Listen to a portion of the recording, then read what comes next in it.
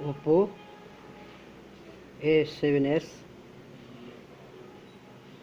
display new change.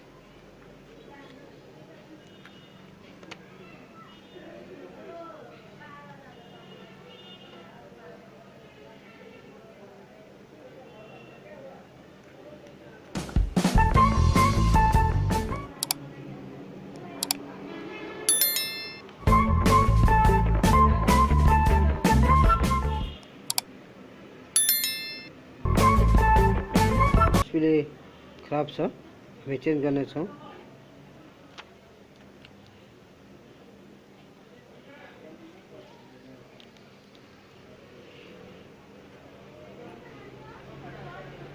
यो नेपालीहरुको लागि बनाएको भिडियो हो।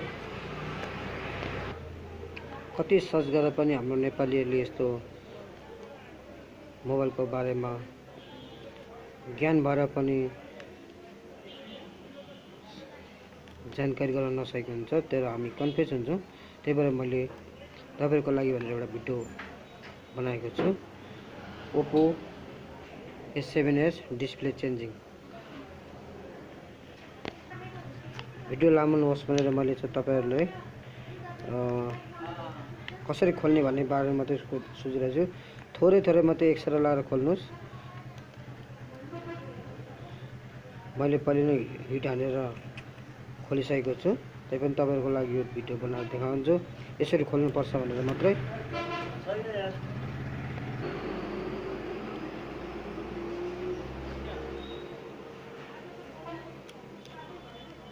डिस्प्ले खोल्दाखेरि यो साइडबाट डिस्प्ले, यो जुन क्यामेरा साइड हुन्छ माइकपट्टि, यो पट्टि चाहिँ तपाईले हरेक जुनै मोबाइल हुन्छ योबाट खोल्नुस्। यतापट्टि पत्ता हुन्छ, यता ब्यागमा पत्ता हुन्छ, त्यसैले गर्दा पत्ता खोल्दाखेरि यसको पत्ता क्र्याक पनि हुन सक्छ, तर यो स्क्रिन चेन्ज गर्ने भएको हुनाले चाहिँ मैले सजिलै खोलेको छु। तपाईले कुनै कुराहरु डिस्प्लेहरु ठीक छ तर अरुमा प्रब्लम आछ भने तपाईले यताबाट खोलेर लानुस्, ताकि तपाईलाई सजिलो हुन्छ, डिस्प्ले खराब हुन सक्दैन।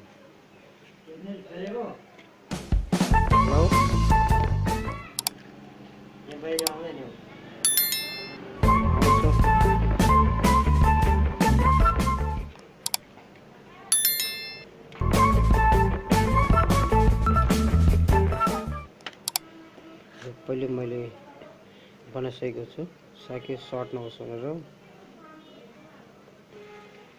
प्राय डिस्प्ले लगाउनु हुन्छ होला, तर त्यसमा लगाएपछि ख्याल गर्नुहुन्न, त्यही भएर झ्याप्पै बन्द हुन सक्छ। यसमा तपाईले पेपर हाल्दिनुस्।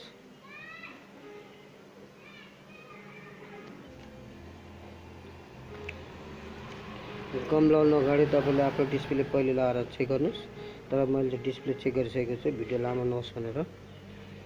अब यसलाई गम साइडबाट थोरै लिंक गर्नुस्।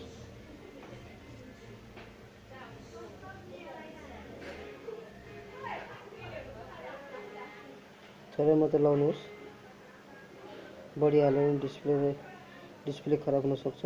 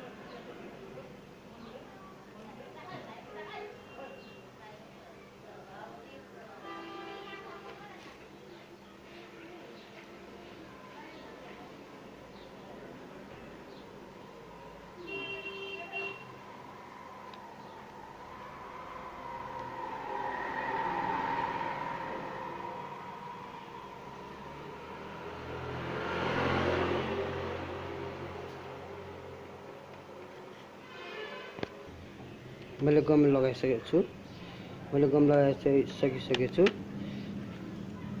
अब हामी नयाँ डिस्प्ले ल्याएको छु कम्बो।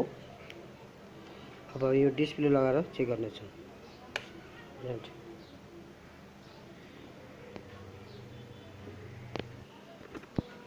साथीहरु, यो डिस्प्लेमा एउटा पेपर हुन्छ। यो जुन पेपर यहाँ पुरै लगाएको हुन्छ, यसलाई चाहिँ एकदम आरामले खोल्नु होला, नत्र डिस्प्लेलाई असर पर्न सक्छ। र मैले खोलिसकेँ, भिडियो लामो नहोस् भनेर चाहिँ एकदम हल्का तरिकाले असर नपर्ने गरी खोल्नुहोस्, नत्र डिस्प्ले बिग्रिन सक्छ। यो हो डेन्जर हाम्रो लागि। यसमा चाहिँ एकदम ध्यान दिएर खोल्नु पर्ने छ, नत्र भने तपाईलाई डिस्प्ले बिग्रिन सक्छ तपाईको मोबाइलको, र फेरि तपाईलाई परेशान र टेन्सन हुन सक्छ।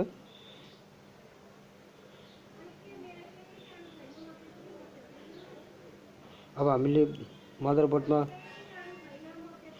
हाउजिङमा हामीले गम लगाइसकेका छौँ। अब यसलाई हामी चिप्काउने छौँ। अब हामी यहाँबाट छिराउने छौँ।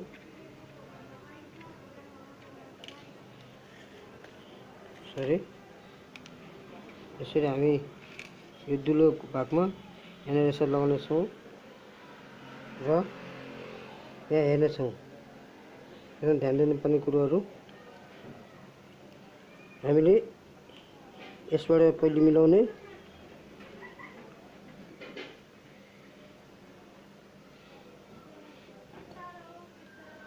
हामीले यहाँ मिलाइसक्यौँ। क्यामेरा राम्ररी चेक गरेर हेर्नुहोस्। अब हामी यहाँ गम लबर लगाउनेछौँ, लगाएको छु। अब हामी यसलाई हल्का तरिकाले अझै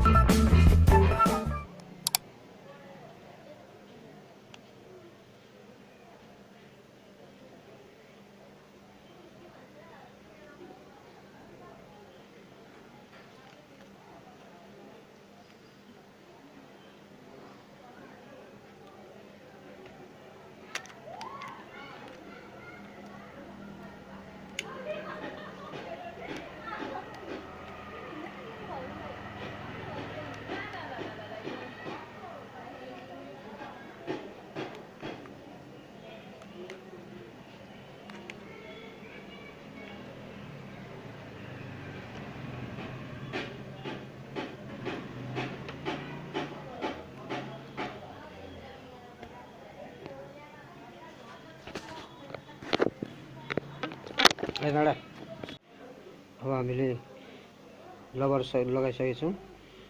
अब हामी तल अन गरेर हेरौँ त के छ।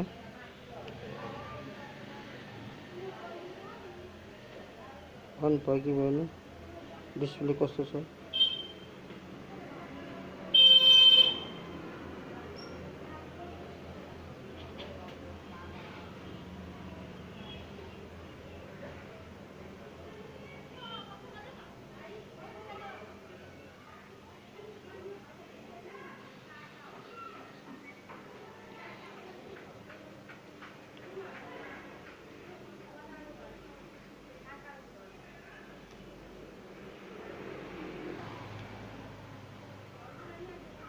केही समय लाग्ने चाहनु हुन होला।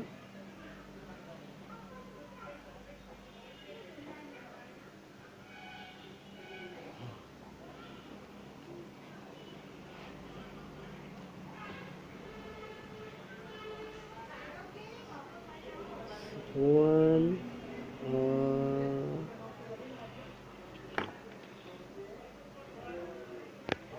Thank you. हाम्रो डिस्प्ले अन भइसकेको छ। तपाईँले यसरी नै डिस्प्ले ल्याएर घरमै पनि बनाउन सक्नुहुन्छ। मेरो भिडियोलाई चाहिँ हेरेर तपाईँले यसरी नै डिस्प्ले ल्याएर आफैले बनाउन सक्नुहुन्छ। Thank you watching for my video. Like र सब्सक्राइब गर्न नभुल्नुहोस्। मेरो भ्युज बढाइदिनुहोस् अनि तपाईँलाई म नयाँ नयाँ भिडियोहरू अपलोड गरिरहनेछु। Thank you. अहिलेलाई बाई बाई।